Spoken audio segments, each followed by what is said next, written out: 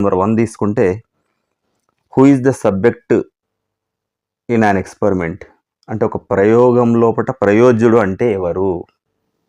ప్రయోగంలో ప్రయోజ్యుడు అంటే ఎవరు? సో ఆన్సర్ కామెంట్ చేయండి. సో ఇక్కడ తీసుకున్నట్టయితే ఏ ప్రయోగాన్ని నిర్వహించే వ్యక్తి, బి ఎవరి మీద ప్రయోగం జరుగుతుందో ఆ వ్యక్తి, సి ప్రయోగంలో వాడే పరికరాలు, డి ప్రయోగం జరిగేటువంటి గది. So answer is B, the person on whom the experiment is conducted. అంటే ఇక్కడ సబ్జెక్ట్ అంటే ఏంటంటే the subject is the person being studied. అంటే ఎవరి మీదైతే ప్రయోగం నిర్వహిస్తున్నామో వారిని ప్రయోజ్యుడు అంటారు. మరి ఎవరైతే ప్రయోగాన్ని చేస్తున్నారో అంటే ప్రయోగాన్ని నిర్వహిస్తున్నారో వాళ్ళను ప్రయోక్త లేదా ఎక్స్పెరిమెంటర్ అనడం జరుగుతుంది. ఈ మిగతా ఈ పరికరాలు గది అనేది కరెక్ట్ కాదు. క్వశ్చన్ నెంబర్ 2 తీసుకుంటే which method is also noun as the clinical method.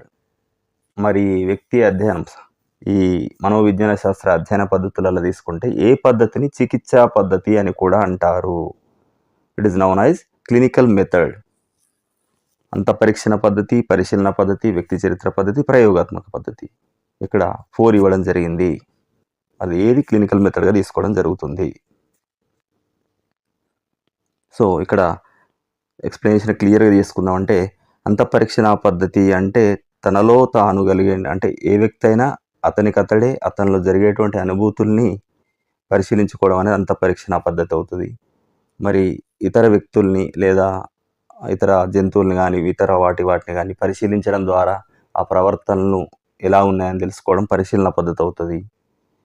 మరి ఒక వ్యక్తికి సంబంధించినటువంటి కంప్లీట్ చరిత్రను, అతని కుటుంబము, అతని మిత్రులు, మిగతా అన్ని సమగ్రంగా కంప్లీట్గా తెలుసుకుంటే దాన్ని వ్యక్తి చరిత్ర పద్ధతి అనడం జరుగుతుంది. ఏ ప్రయోగాత్మక పద్ధతి అంటే మరి దేన్నైతే పరిశీలించాలనుకుంటున్నామో దాన్ని ఒక నియంత్రిత పరిస్థితులు కల్పించి దాని లోపల పరీక్షించడం, దాని లోపల పరిశీలించడం అనేది ప్రయోగాత్మక పద్ధతి అవుతుంది. మరి క్లినికల్ మెథడ్ అంటే ఇక్కడ ఏంటి అంటే C is the right answer, వ్యక్తి చరిత్ర పద్ధతి. ఈ క్లినికల్ మెథడ్ అంటే జనరల్గా సైకియాట్రిస్టులు వాడడం జరుగుతుంది. సో ఉపాధ్యాయులు కూడా ఇక్కడ దీన్ని మనం ఉపయోగిస్తున్నాం. ఒక విద్యార్థికి సంబంధించి ఏదైనా సమస్య ఉంటే మొదట దాని సమస్య నిర్ధారణ చేసుకొని డయాగ్నైజ్ చేసి ఆ తర్వాత సమస్యకు పరిష్కారం కనుక్కోవడం జరుగుతుంది. దీని కొరకు కంప్లీట్గా అధ్యయనం చేయడం జరుగుతుంది. అది వ్యక్తి చరిత్ర అధ్యయన పద్ధతి, కేస్ స్టడీ మెథడ్ అంటాం. క్వశ్చన్ నెంబర్ 3 తీసుకుంటే in an experiment the variable that is manipulated by the experimenter is called. ప్రయోగం లోపల ప్రయోక్తను ఆధీనంలో ఉంచుకొని మార్పులు చేసే చిరాన్ని ఏమంటారు? ప్రయోగం లోపల ప్రయోక్త మీన్స్ ఎక్స్పెరిమెంటర్. ఈ ఎక్స్పెరిమెంటరు తన ఆధీనంలో ఉంచుకొని మార్పులు చేసే చిరాన్ని ఏమంటారు? పరతంత్ర చిరం, జోక్యం చేసుకునే చిరం, స్వతంత్ర చిరం, స్థిర చిరం. Constant variable, independent variable, intervening variable, dependent variable. So ఇక్కడ C is the right answer.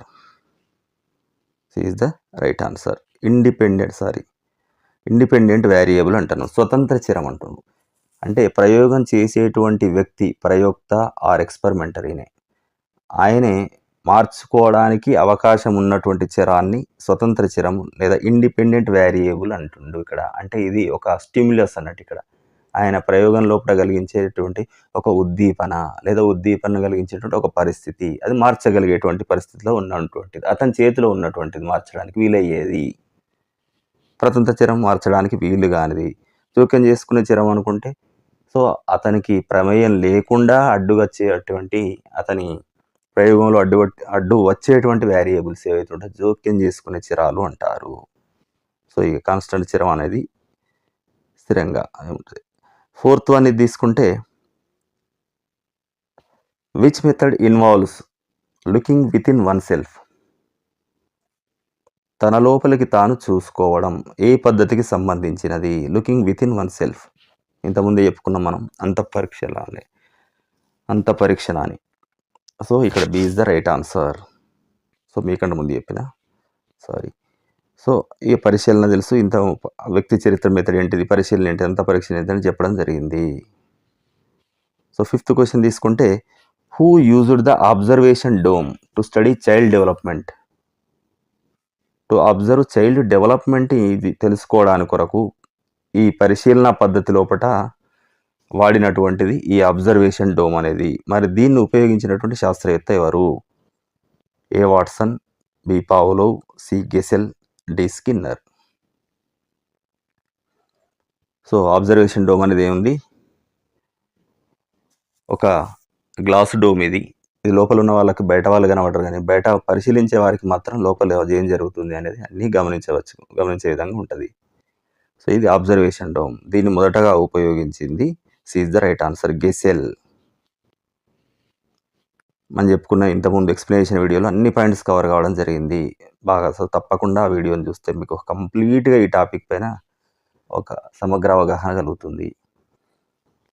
6th question, స్వతంత్ర చరం ప్రభావం వల్ల వచ్చే మార్పు లేదా ప్రతిస్పందనను ఏమంటారు? స్వతంత్ర చరం అంటే ఇండిపెండెంట్ వేరియబుల్. దీని ద్వారా వచ్చే మార్పు లేదా ప్రతిస్పందనను ఏమంటారు అంటే ఇక్కడ చూడండి, ది రెస్పాన్స్ అంటుంది. ఇక్కడ the response or change that depends on the independent variable. Independent variable అంటే మనం ఇంతకుముందు ఏమనుకున్నాం అంటే ఇది ప్రయోగ పద్ధతి. ఈ ప్రయోగ పద్ధతి లోపల ఇండిపెండెంట్ వేరియబుల్ అంటే స్వతంత్ర చరాన్ని మనం ఒక ఉద్దీపనగా లేదా ఉద్దీపన కలిగించే పరిస్థితిని తీసుకున్నాం. మరి దాని వల్ల మార్పు అంటే దాని మీద ఆధారపడి దాని ప్రభావం వల్ల వచ్చేది ఏముంటుంది? ఒక ఉద్దీపన ద్వారా వచ్చేది ప్రతిస్పందన. సో మరి ఈ ప్రతిస్పందన ఏమంటారు? అది స్వతంత్ర చరం అది అవుతే ఇది మరి ఏమవుతుంది? ఆన్సర్ కామెంట్ చేయండి. So B is the right answer, dependent variable. పరతంత్ర చరం అంటారు. స్వతంత్ర చరం అంటే ఉద్దీపన అనుకోండి, ప్రతంత్ర చరం అంటే ప్రతిస్పందన అనుకోండి. సో ఇక్కడ the dependent variable is the outcome or the response అనేది మాత్రం గుర్తుపెట్టుకోండి. అది అవుట్కమ్ కానీ ఒక మార్పు కానీ లేదా అవుట్కమ్ దాన్నే మనం ప్రతిస్పందన అని కూడా అంటాము. 7th క్వశ్చన్ తీసుకుంటే, పరిశీలకుడు ఆ సమూహంలో ఒక సభ్యునిగా కలిసిపోయి గమనించే పద్ధతి. పరిశీలకుడు ఎవరైతే పరిశీలిస్తుండో అంటే ఇది పరిశీలన పద్ధతి లోపట ఒక సమూహంలో కలిసిపోయి గమనించే పద్ధతి. మనం ఏం చెప్పుకున్నాం? ఒక గ్రౌండ్లో ఆడుకుంటున్నటువంటి పిల్లల్లో ఒక టీచర్ వాళ్ళతో పాటు కలిసిపోయి అబ్జర్వ్ చేసేటువంటి పద్ధతి అంటున్నాం. In which observation does the observer become part of the group. ఆ గ్రూప్లో కలిసిపోయి అబ్జర్వ్ చేస్తే దాన్ని ఏ పద్ధతి అంటారు? సో అసంచరిత పరిశీలన, ఇక్కడ తీసుకుంటే సహజ పరిశీలన, సంచరిత పరిశీలన, నియంత్రిత పరిశీలన అంటుంది ఇక్కడ. So non participant, participant, natural, controlled. C is the right answer. ఈయన పార్టిసిపేట్ చేయడం జరుగుతుంది కనుక it is the participant observation. సంచరిత పరిశీలన అంటారు. అంటే అదే గ్రూపులో కలిసిపోయి విద్యార్థుల యొక్క ఉద్వేగాలు వాళ్ళ ప్రవర్తనను దగ్గర నుంచి అబ్జర్వ్ చేసేటువంటి అవకాశం ఉంటుంది. క్వశ్చన్ నెంబర్ 8 తీసుకుంటే, ప్రయోగానికి అడ్డుపడే అలసట, వయస్సు, లింగం వంటి కారకాలను ఏమంటారు? సో ఇక్కడ మరి ప్రయోగ పద్ధతి లోపల వచ్చేటువంటి మనం స్వతంత్ర చరాల గురించి చదువుకున్నాం, పరతంత్ర చరాల గురించి మరి ఇంతకుముందు ఎక్స్ప్లెయిన్ చేయడం జరిగింది. సో ఇక్కడ ఆన్సర్ కామెంట్ చేసి చూడండి, ఒకసారి అబ్జర్వ్ చేయండి, ఆన్సర్ కామెంట్ చేయండి. సో ఇక్కడ C is the right answer. Intervening variables అంటారు ఇక్కడ, అంటే జోక్యం చేసుకునేటువంటి చరాలు. స్వతంత్ర చరాలు, పరతంత్ర చరాలు కాకుండా ప్రయోగం లోపల అంటే ఎక్స్పెరిమెంటర్ ఎవరైతే ప్రయోగం చేస్తారో ఆయన పరిధిలో లేకుండా ఈ ప్రతిస్పందనలకు మరియు ఈ ఉద్దీపనకు మధ్య అడ్డుగా వచ్చి డిస్టర్బ్ చేసేటువంటి చరాలు, ఇవి జోక్యం చేసుకునే చరాలు అంటారు ఇవి. క్వశ్చన్ నెంబర్ 9 తీసుకుంటే, ప్రయోగాత్మక మార్పులకు గురి కాకుండా సహజంగా ఉండే సమూహం ఏది? అంటే ఎటువంటి ప్రయోగాత్మక మార్పులకు గురి కాకుండా సహజంగా ఉండే సమూహం ఏది? Which group is kept under natural conditions without experimental influence అంటుంది. ఎక్స్పెరిమెంటల్ ఇన్ఫ్లుయెన్స్ లేకుండా న్యాచురల్గా ఉండే వాటిని ఏమంటారు? సో ఇది చూడండి, ఇది ఆన్సర్ కామెంట్ చేయండి. So B is the right answer. Control group అంటారు నియంత్రిత సమూహము. ఇది సహజంగా ఉండేటువంటి కండిషను. ఎక్స్పెరిమెంటల్ ఇన్ఫ్లుయెన్స్కి అంటే ప్రయోగాత్మక కండిషన్కి ఇది అపోజిట్. ఇది ప్రయోగాత్మక మార్పులకు ఎటువంటి దానికి ఇది లోను కాదు. కంట్రోల్డ్ గ్రూప్ అనడం జరుగుతుంది దీన్ని. క్వశ్చన్ నెంబర్ 10 తీసుకుంటే, నిర్ధారణ మరియు నివారణ అనేవి ఏ పద్ధతిలోని రెండు ముఖ్యమైన దశలు? నిర్ధారణ మరియు నివారణ. Diagnosis, curative are the main stages of which method?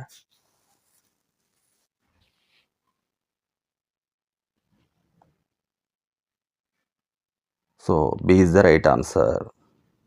Case study method లోపల ఒక ప్రాబ్లమేటిక్ ఉన్నటువంటి చిల్డ్రను, అంటే బడికి లేటుగా రావడము, లేకపోతే అల్లరి ఎక్కువ చేయడము, ఇతరుల మీద అగ్రెసివ్గా ఉండడము, లేకపోతే చదువు లోపల సరిగా రాణించకపోవడము, ఇట్లాంటి పిల్లల గురించి సమగ్రంగా అధ్యయనం చేసేటువంటి పద్ధతి వ్యక్తి చరిత్ర పద్ధతి, కేస్ స్టడీ మెథడ్. దాని లోపల మొదట ఏంటంటే డయాగ్నోసిస్ స్టేజ్ ఒకటి ఉంటుంది, క్యూరేటివ్ స్టేజ్ రెండవది ఉంటుంది. అంటే వాళ్ళ సమస్యను నిర్ధారించుకునే దశ ఒకటి, తర్వాత నివారించడానికి సలహాలు సూచనలు క్లినికల్ ఇచ్చేది రెండవది. సో దీన్ని మనం కేస్ స్టడీ మెథడ్ అనేది జరుగుతుంది. క్వశ్చన్ నెంబర్ 11 తీసుకుంటే, అంతఃపరీక్షణ పద్ధతికి కింది వారిలో ఎవరికి అనువైంది కాదు? మనం అంతఃపరీక్షణ పద్ధతి గురించి మనం ఇంతకుముందు వీడియోలో చెప్పుకున్నప్పుడు దానిలో ఉన్న లోపాల కింద దీన్ని చెప్పుకోవడం జరిగింది. మరి ఎవరికి సూట్ కాదు ఇది? So C is the right answer. చిన్నపిల్లలకు భాష అనేది ఒక లోపంగా ఉంటుంది. చిన్నపిల్లలు కానీ, మందబుద్ధి గల వాళ్ళు కానీ, వినికిడి సరిగా లేని వాళ్ళకి ఏమవుతుందంటే లాంగ్వేజ్ డిఫెక్ట్ అనేది ఉంటుంది. కనుక వాళ్ళు ఈ అంతఃపరీక్షణ పద్ధతిలో సరిగా ఎక్స్ప్రెస్ చేయలేకపోతారు. ఈ అంతఃపరీక్షణ పద్ధతి అంటే ఎవరికి వారు తమ లోపట కలిగేటువంటి అనుభూతి గురించి చెప్పడం జరుగుతుంది. కనుక మరి ఆ చెప్పే విధానం లోపల ఎక్స్ప్రెస్ చేయడం లోపల వాళ్ళకి లాంగ్వేజ్ ప్రాబ్లం ఉంటుంది. సో చిన్నపిల్లలకు ఆ ప్రాబ్లం ఉంటుంది. సరే, భాష లోపల పూర్తి అవగాహన ఉండదు కనుక ఇది సమస్య వస్తుంది.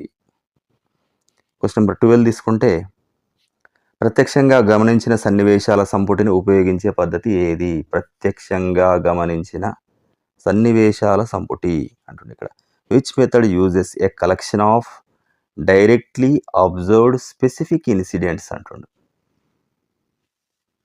ఒక ప్రత్యేకమైనటువంటి సంఘటనలను డైరెక్ట్గా అబ్జర్వ్ చేయడం ద్వారా పొందుపరిచినటువంటి రికార్డు ఏది?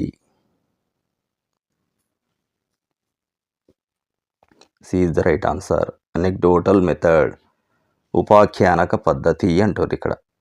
సో ఇక్కడ ఏం జరుగుతుంది? అనెక్డోటల్ రికార్డ్ అనేది it can capture specific life incidents, మన జీవితంలో జరిగినటువంటి ప్రత్యేకమైన సంఘటనల మీద రికార్డ్ చేయడం జరుగుతుంది. అనెక్డోటల్ మెథడ్ అంటారు. దాన్ని తయారు చేసిన రికార్డ్ అనెక్డోటల్ రికార్డ్ అంటారు. Anecdotal record. క్వశ్చన్ నెంబర్ 13 తీసుకుంటే, సమూహ బంధాలను అధ్యయనం చేయడానికి సాంఘిక మితిని రూపొందించిన వారు? సమూహ సంబంధాలను అంటుండు. అంటే హూ డెవలప్డ్ సోషియోమెట్రిక్ డివైజెస్, ఇంగ్లీష్లో ఏమంటారు అంటే సోషియోమెట్రీ అంటారు దీన్ని. Sociometric devices to study group relations, అంటే ఒక గ్రూపులో ఉన్నటువంటి వ్యక్తులను అధ్యయనం చేయడానికి ఈ సాంఘిక మితి అనేది ఉపయోగించడం జరుగుతుంది. మరి ఈ విధానాన్ని రూపొందించిన వారు ఎవరు? So B is the right answer. JL Moreno అనేటువంటి వ్యక్తి సాంఘిక మితిని రూపొందించడం జరిగింది. ఇది ఒక గ్రూపులో వివిధ వ్యక్తుల మధ్య ఉండేటువంటి పరస్పర సంబంధాలను బట్టి ఆ వ్యక్తుల్ని ఎక్కువ మంది ఇష్టపడేవారిని స్టార్ గాను, లేకపోతే ఎవరు ఇష్టపడేవారిని ఏకాకి అని చెప్పడం జరుగుతుంది. ఇది సాంఘిక మితి. అయ్యో, మళ్ళీ ఇక్కడ ఎక్స్ప్లెనేషన్ ఎక్కువ అవుతే నెక్స్ట్ క్వశ్చన్ అదే వస్తుంది ఆన్సర్. సో ఎంత అవసరం అంతే చేద్దాం. ఇది సాంఘిక మితిలో అందరూ ఇష్టపడే లేదా ఎన్నుకునే వ్యక్తిని ఏమంటారు? In sociometry a person whom everyone likes or chooses is called. ఎక్కువ మంది ఇష్టపడే వ్యక్తిని ఏమంటారు సాంఘిక మితి లోపల? So C is the right answer, star అంటారు. నెక్స్ట్ క్వశ్చన్, ముందుగానే సిద్ధం చేసుకున్న ప్రశ్నలు ఉండేటువంటి ఇంటర్వ్యూ ఏది? ముందుగానే సిద్ధం చేసుకున్నటువంటి ప్రశ్నలు ఉండేది, ముందుగానే సిద్ధం ప్రీ ప్లాన్డ్ క్వశ్చన్స్ ఉన్నటువంటి ఇంటర్వ్యూని ఏమంటారు?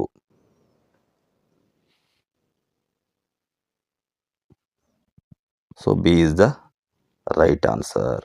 స్ట్రక్చర్డ్ ఇంటర్వ్యూ అనడం జరుగుతుంది. సంరచిత, ఇక్కడ సంచరిత కాదు, ఇది సంరచిత, అసంరచిత. సంరచిత అంటే ఆల్రెడీ క్వశ్చన్లు ప్రిపేర్ చేసుకొని ఉండడం జరుగుతుంది. అసంరచిత లేవకునేమో మరి తర్వాత సన్నివేశాలు సందర్భానుసారంగా అడగడం జరుగుతుంది. క్వశ్చన్ నెంబర్ 16 తీసుకుంటే, అణచబడిన కోరికలను వెలికి తీసే పద్ధతులను ఏమంటారు? అణచబడిన కోరికల్ని అంటే అచేతనంలో అణచబడిన కోరికలను వెలికి తీసే పద్ధతులను ఏమంటారు? Methods used to reveal suppressed desires from the unconscious mind. Unconscious mind, అచేతనం లోపట అణచబడినటువంటి కోరికలను వెలికి తీసే పద్ధతి.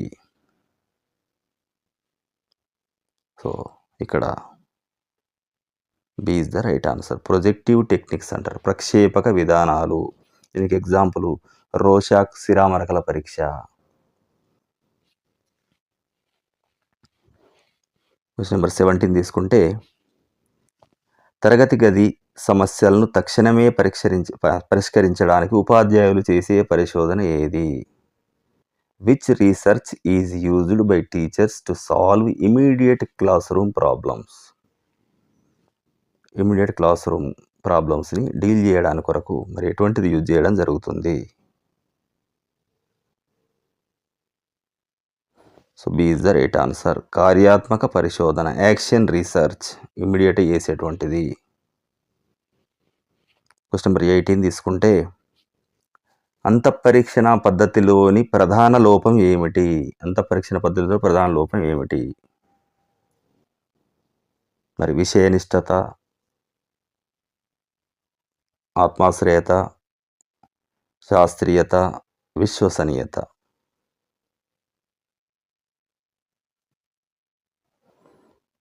So B is the right answer. ఆత్మాశ్రయత, సబ్జెక్టివిటీ ఉంటుంది, అంటే వ్యక్తినిష్టత అంటారు దీన్ని కూడా.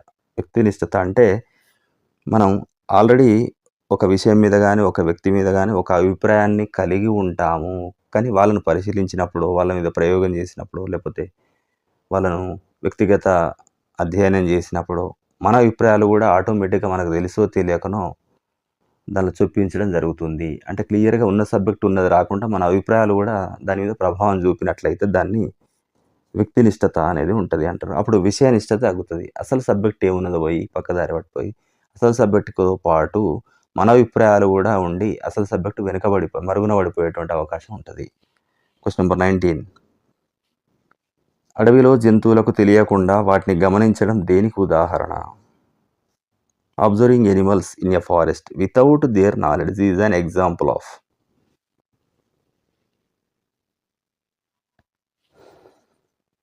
So B is the right answer. సహజ పరిశీలన.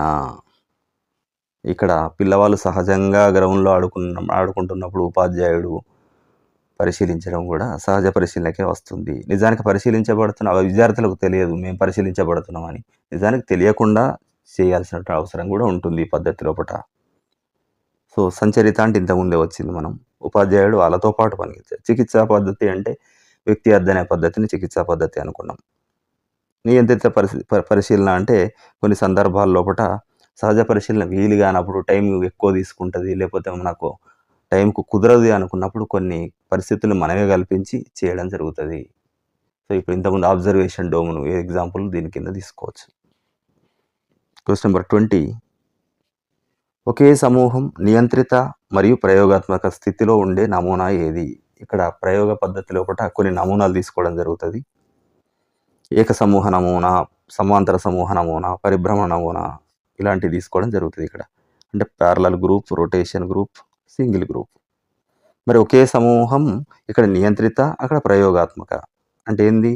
Which design uses the same group as the both control and experimental. Experimental మోడల్గా పనిచేస్తుంది మరియు కంట్రోల్ మోడల్గా కూడా పనిచేయడం జరుగుతుంది. ఏది ఒకటే గ్రూప్, మళ్ళీ సేమ్ గ్రూప్ రెండిట్లలో పనిచేస్తుంది. అంటే సహజంగా చేయడానికి పనిచేస్తుంది మరియు ప్రయోగాత్మకంగా కూడా పనిచేస్తుంది. దాన్ని ఏమంటారు? సమూహం. C is the right answer. ఏక సమూహ నమూనా. ఇక్కడ ఒకటే రెండు చోట్ల పనిచేస్తుంది ఏక సమూహ నమూనా.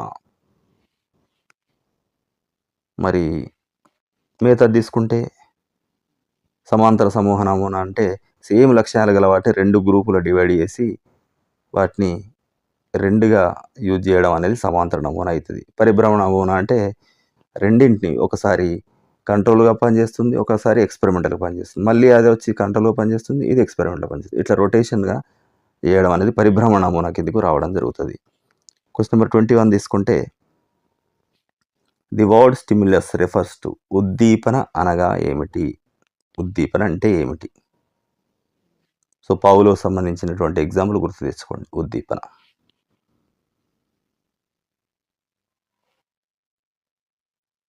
So B is the right answer. ఇక్కడ ప్రవర్తనలో మార్పు కలిగించే శక్తి ఏదైతే ఉంటుందో దాన్ని ఉద్దీపన అంటారు. ఫర్ ఎగ్జాంపుల్ పావు లోపల కుక్క మీద ప్రయోగం జరుపుతున్నప్పుడు ఆహారం ఒక ఉద్దీపనగా పనిచేయడం జరుగుతుంది. అంటే మనలో కుక్క లోపల మార్పును తీసుకొచ్చేది ఏది? ఆహారం. ఆహారం చూసిన వెంటనే లాలాజలం స్రవించడం అనేది జరుగుతుంది. లాలాజలం స్రవించడం అనేది ప్రతిస్పందన తీసుకుంటే ఆహారం అనేది ఆ మార్పును కలిగించింది కనుక అది ఉద్దీపన అవుతుంది, స్టిమ్యులస్. ఇది రెస్పాన్స్ అవుతుంది. క్వశ్చన్ నెంబర్ 22 తీసుకుంటే దొంగతనం లేదా ఆందోళన వంటి సమస్యలు ఉన్న విద్యార్థులను అధ్యయనం చేయడానికి ఉత్తమ పద్ధతి. ఇంతకుముందు మనం ఎగ్జాంపుల్ లా తీసుకున్నాం. So which method is best for studying students with issues like stealing or anxiety? ఇట్లాంటి విద్యార్థులను అధ్యయనం చేయడానికి ఉత్తమ పద్ధతి ఏమిటి?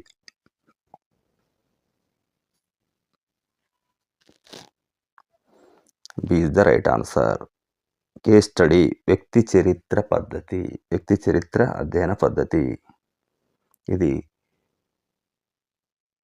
కుటుంబము, తోటి పిల్లలు, విద్యా ప్రగతి, క్రమశిక్షణ సర్వం కంప్లీట్గా అధ్యయనం చేయడం జరుగుతుంది వ్యక్తి గురించి కనుక కేస్ స్టడీ మెథడ్ అంటారు.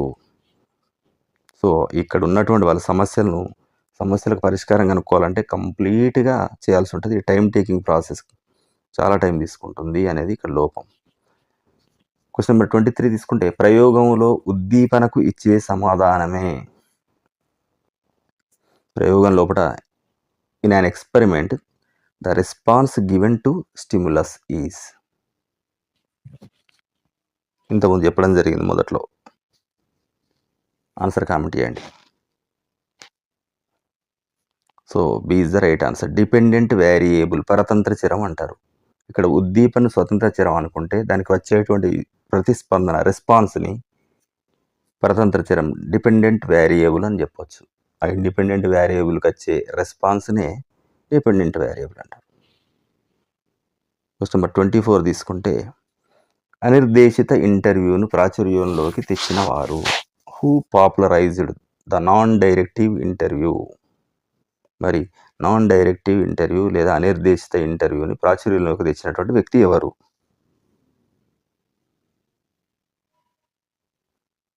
So curl Rogers. Non directive అంటే ముందుగానే క్వశ్చన్ ప్రిపేర్ అయి ఉండకుండా సందర్భానుసారంగా చేసేటువంటి ఇంటర్వ్యూ. సో అసంరచిత ఇంటర్వ్యూని ఒక రకంగా నాన్ డైరెక్టివ్ ఇంటర్వ్యూ అని కూడా అనడం జరుగుతుంది. క్వశ్చన్ నెంబర్ 25 తీసుకుంటే రాతపూర్వక ప్రశ్నల ద్వారా సమాచారాన్ని సేకరించే పద్ధతిని ఏమంటారు? The systematic collection of data through a series of written questions. Written questions ద్వారా మనము డేటా కలెక్ట్ చేయడం జరుగుతుంది. మరి దాన్ని ఏమంటారు?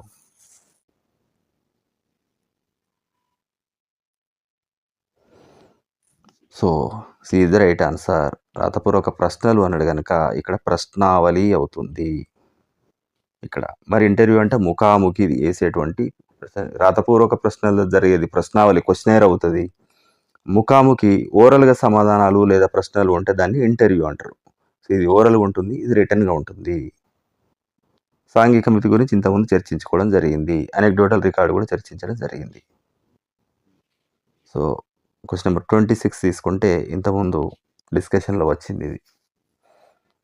సాంఘిక మితిలో ఏకాకి అంటే ఎవరు? So what is an isolate in sociometry? సాంఘిక మితిలో ఏకాకి అంటే ఎవరు? ఆన్సర్ కామెంట్ చేయండి. C is the right answer. ఎవరు ఎన్నుకోని వ్యక్తిని, ఎక్కువ మంది ఇష్టపడే వ్యక్తిని స్టార్ అంటారని ఇంతకుముందు వచ్చింది కదా. ఎవరు ఇష్టపడని వ్యక్తులు కూడా కొందరు ఉంటారు, వారిని మనం ఏకాకి అనడం జరుగుతుంది, ఐసోలేట్ అనడం జరుగుతుంది. అంటే ఒక రకంగా an isolate ఈజ్ ఇగ్నోర్డ్, లేకపోతే నాట్ పిక్డ్ బై ఎనీవన్ అన్నట్టు ఆయన. 27 తీసుకుంటే ఉపాధ్యాయులకు వైయక్తిక భేదాలను అర్థం చేసుకోవడానికి ఏ శాస్త్రం సహాయపడుతుంది? Which method helps teachers understand individual డిఫరెన్సెస్ని అర్థం చేసుకోవడానికి టీచర్లకు ఉపయోగపడేటువంటి శాస్త్రం ఏమిటి, మెథడ్ ఏమిటి అంటుంది ఇక్కడ. సో ఇది తెలిసింది, సింపుల్గానే ఉంటుంది. So B is the right answer. Educational psychology, విద్యా మనోవిజ్ఞాన శాస్త్రము. మానవుడి యొక్క ప్రవర్తనను అర్థం చేసుకోవడమే ఇక్కడ మనం విద్యా మనోవిజ్ఞాన శాస్త్రం హెల్ప్ అవుతుంది అర్థం చేసుకోవడానికి. అంటే విద్యార్థుల ప్రవర్తన లోపల మార్పుల్ని, ప్రవర్తన అర్థం చేసుకోవడానికి ఉపయోగపడుతుంది. క్వశ్చన్ నెంబర్ 28 తీసుకుంటే మార్కులలో మార్పు చూడడానికి బోధనా పద్ధతిని మార్చితే, ఇక్కడ బోధనా పద్ధతి అనేది ఏ చరం అంటున్నాడు. అంటే an ఎక్స్పెరిమెంటర్, ఎవరైతే ప్రయోగం చేస్తారో experimenter changes the method of teaching to see the effect on marks. Here method of teaching is, మరి ఒక టీచర్ ఏం చేసిందంటే ఆయన చెప్పేటువంటి మెథడ్ ఆఫ్ టీచింగ్ను మార్చడం జరిగింది. ఎందుకంటే ఇది మార్చితే మార్కులు కూడా మారుతాయి అనే ఉద్దేశంతో మరి ఈ బోధనా పద్ధతిని మార్చడం జరిగింది. మరి ఆ మార్చిన దాన్ని మరి ఏ చరం కింద తీసుకుందాం?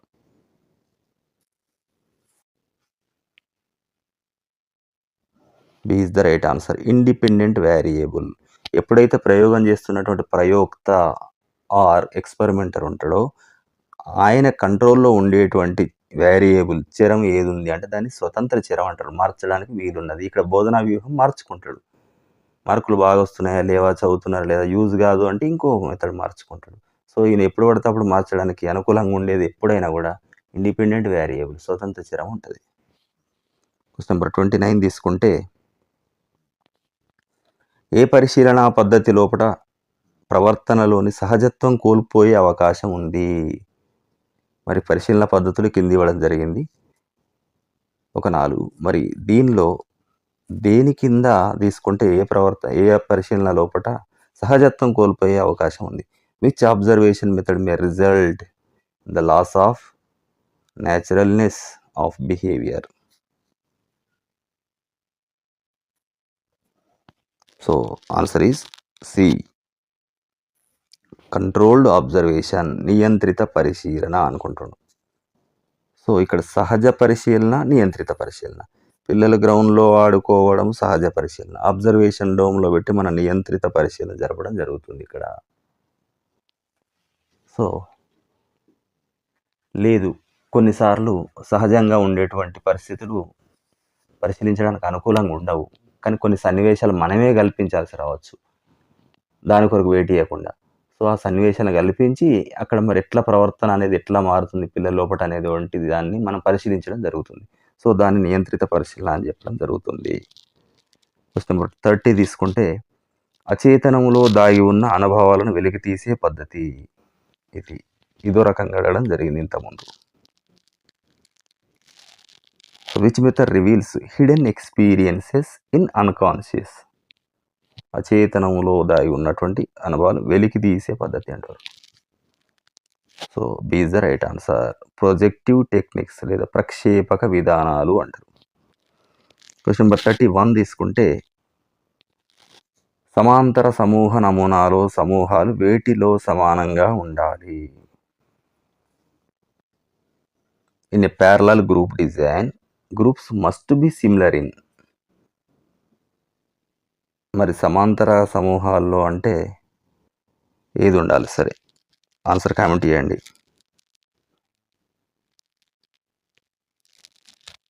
So A is the right answer. Age intelligence లోపల కంపల్సరీ కూడా సమానంగా ఉండాలి. ఎందుకంటే వాటిని సమాంతరంగా వాడుతున్నాము, 2 గ్రూపుల్ని ఈక్వల్గా వాడుతున్నాము అన్నప్పుడు మరి తేడా ఉండొద్దు. అంటే ఏజ్ విషయం లోపల కానీ, ఇంటెలిజెన్స్ విషయం లోపల కానీ, జెండర్ విషయం లోపల కానీ సమానంగా ఉన్న వాటిని తీసుకొని 2 గ్రూపులు చేసి ప్రయోగం చేయడం జరుగుతుంది కనుక సో తేడా రావద్దు అంటే అవి వీటిలో సమానంగా ఉండాలి.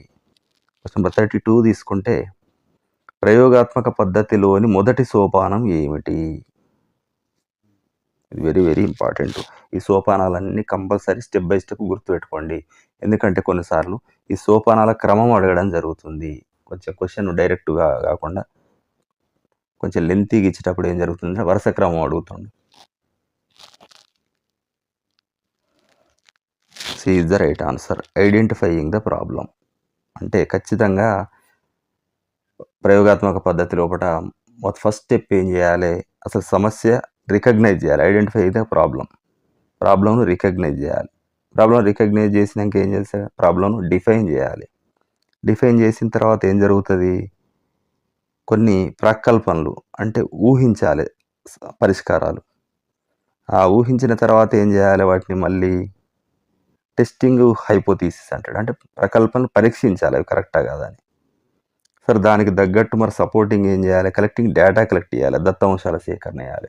మళ్ళీ ఆ దత్తాంశాల సేకరణ ఏంది? క్యాలిక్యులేట్ చేయాలి.